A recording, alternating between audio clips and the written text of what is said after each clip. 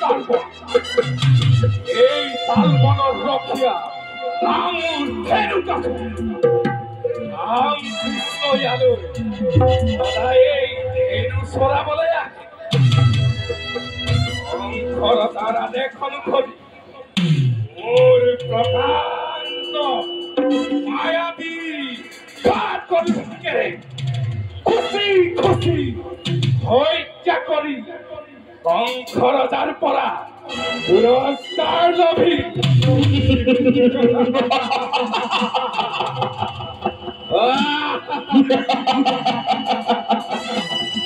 যাও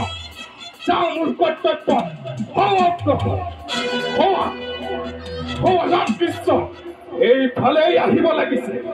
অতি সোনকালে মই মোৰ কৰ্তব্য অনুগৈ সমাপন